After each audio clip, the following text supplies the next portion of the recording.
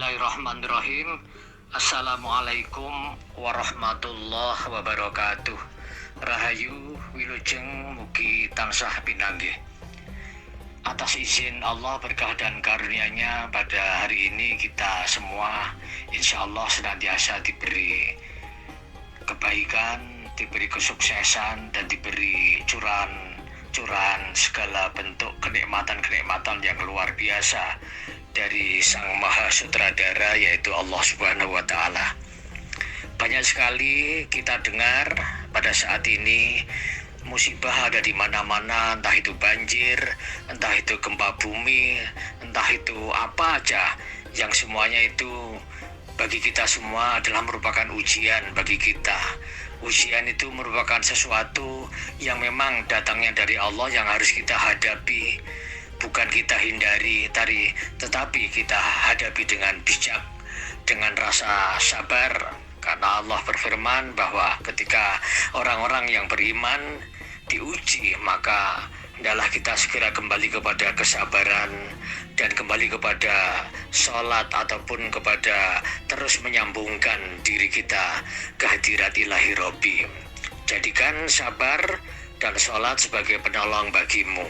Wasta'inu bisobri wassolah. Makna daripada sabar itu sendiri bukan berarti kita lalu bisa menerima sesuatu yang kita terima itu sebagai suatu kesedihan, suatu malapetaka atau apapun yang bikin kita lalu menjadi sedih lalu bisa bersabar. Bukannya hanya itu aja, tapi bagaimana juga kita bisa melakukan kesabaran itu saat kita melakukan ketaatan. Taat di dalam kita melakukan ibadah, taat dalam kita melakukan berbagai macam upaya batiniah, entah itu munajat, entah itu wirid, entah itu sholat malam kita, entah itu dengan sholat hajat kita, entah itu penyuwunan apapun, itu pun harus kita lakukan dengan penuh kesabaran, penuh ketaatan, dan terus melakukan sesuatu yang sifatnya istiqomah atau konsisten. Selain daripada sabar dan kita melakukan terus kesinambungan dengan Tuhan Yang Maha Kuasa, maka pada saat kita menghadapi hidup dan kehidupan ini, menuju kepada kesempurnaan bersama Tuhan, menuju kepada kesempurnaan bersama sampai dengan Allah Subhanahu wa Ta'ala, maka saat kaki kita menginjakkan ke atas tangga menuju kepada kesempurnaan itu, tangan kiri kita tetap berpegang kepada kesabaran, dan tangan kanan kita berpegang kepada rasa syukur, seperti yang diberikan tuntunan ini oleh sang hujatul Islam kita, yaitu Imam Habib Hamid Muhammad Al-Ghazali. Di dalam kitab Minhajul Abidin disebutkan tentang tanjakan ini. Jadikan kita sabar dan jadikan rasa syukur itu sebagai tanjakan menuju kepada kesempurnaan dalam kita berketuhanan. Menghadapi apapun juga kita harus bersabar. Apa yang sudah terjadi mari kita syukuri, karena sabar dan syukur suatu kesatuan yang tidak terpisahkan. Salah satu daripada rukun iman kita dari yang 6 itu bahwa kita harus beriman kepada ajaran tentang takdir itu sendiri. Saat kita menghadapi apapun, entah itu sesuatu yang sifatnya manis, menyenangkan, atau sesuatu yang sifatnya itu pahit, tidak menyenangkan, maka itu pun harus kita hadapi dengan bahwa kita harus hadapi dengan lapang dada. Maka monggo kita lapangkan dada kita seluas samudra. Jadikan dada kita seperti samudra yang sangat luas. Jangan cuma seember aja. Kalau satu ember aja, maka ketika ember itu kemasukan bangkai tikus, yang terjadi adalah bau, banger, dan gak karu-karuan, menjadi kotor dan sebagainya. Tetapi kalau jadikan hati kita itu seluas samudra, maka yang namanya samudra itu begitu luasnya sehingga kemasukan bangkai bus, bangkai truk, atau bangkai apapun yang gede sekalipun itu bangkai sapi atau bangkai kuda, itu akan masuk lep masuk dan hilang, begitu saja hilang, tertelan oleh luasnya samudra itu. Maka ketika kita menghadapi atau menyikapi hidup dan kehidupan ini dengan melapangkan hati kita, melapangkan dada kita selalu samudra, insya Allah segala sesuatunya tentu akan kita hadapi dengan bijak, dan kita hadapi dengan rasa sabar dan rasa yang cukup kita mampu untuk melakukan dengan sebaik-baiknya, bahwa itu semua memang merupakan takdir daripada Allah Subhanahu wa Ta'ala. Kita juga dalam menghadapi hidup dan kehidupan ini bisa juga terus kita lakukan dengan mengalir saja. Apa yang terjadi mengalir sebagaimana air mengalir. Mengalir sebagaimana air itu kalau di dalam pemahaman ataupun ajaran yang diberikan oleh para leluhur kita dahulu disebut dengan anglaras ilining banyu, angali ananging mbuya keli ya. Sekali lagi, anglaras ilining banyu, angeli ananging mbuya keli. Artinya bagaimana kita menghanyutkan diri ke sungai, tetapi kita tidak terhanyut. Di situ disebut dengan eling lapnas podo itu sendiri.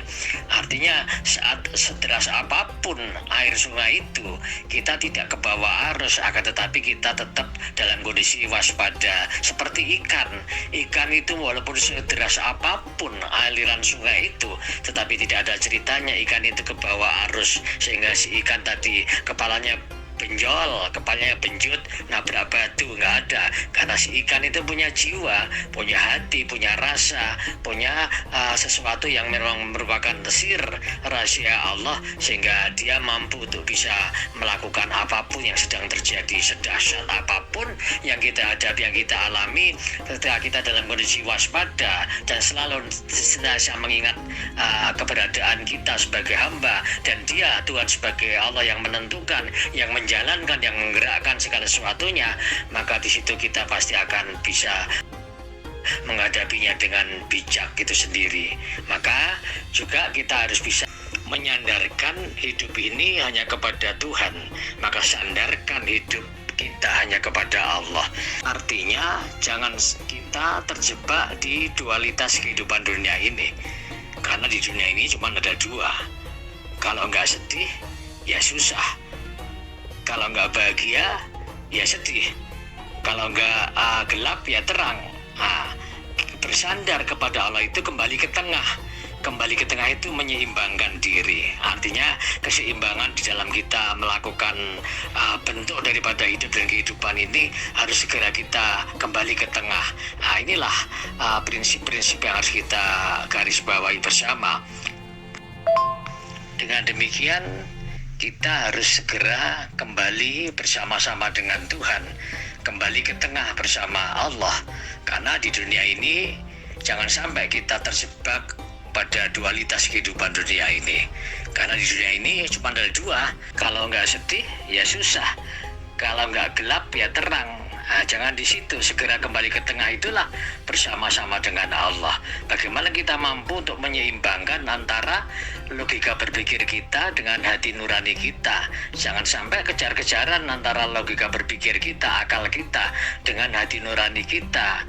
Semuanya itu harus kembali kita, bagaimana kita mampu untuk menyeimbangkannya. Saat kita mampu untuk bisa menyeimbangkan, maka kita akan bisa berdamai dengan diri kita sendiri. Dan saat kita bisa berdamai dengan diri kita sendiri, maka di situ termasuk kita sudah melakukan eling lan waspodo. Artinya kita mampu untuk menyelaraskan tentang hidup dan kehidupan ini.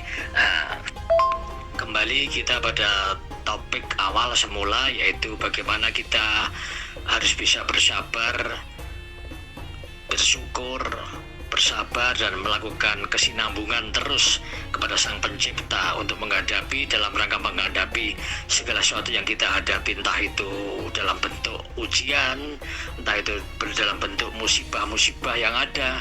Mari kita terus lakukan itu dengan lapang dada, dengan mengalir sebagaimana air mengalir, dengan terus bersandar hanya kepada Tuhan. Dan jangan sampai lupa, yaitu bahwa segala sesuatu yang terjadi tidak lepas dari kodrat dan irodatnya Allah, tidak lepas dari gerakan-gerakannya Allah. Maka khulwi wal murwi minallahi ta'ala. ya, bahwa yang pahit ataupun yang manis semua juga datangnya dari Allah Subhanahu wa taala. Takdir yang buruk maupun takdir yang baik semua juga minallahi taala, datangnya juga dari Allah Subhanahu wa taala. Maka bagi kita adalah terus bisa untuk senantiasa berprasangka baik kepada Allah, husnudon kepada Allah Subhanahu wa taala. Karena husnudon ini maka kita akan segera terselesaikan apa yang menjadi ujian bagi kita. Karena apa? Allah mengatakan dalam hadis qudsi bahwa Allah inda dzanni abdi bi, bahwa Tuhan akan menjalankan sesuai apa yang menjadi sangkaan hambanya.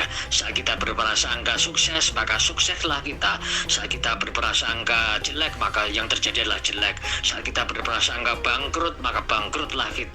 Demikian itu harus kita kita camkan bersama. Ini sebagai sedikit, mudah-mudahan bermanfaat, mudah-mudahan ada manfaatnya. Wallahu a'lam bishawab.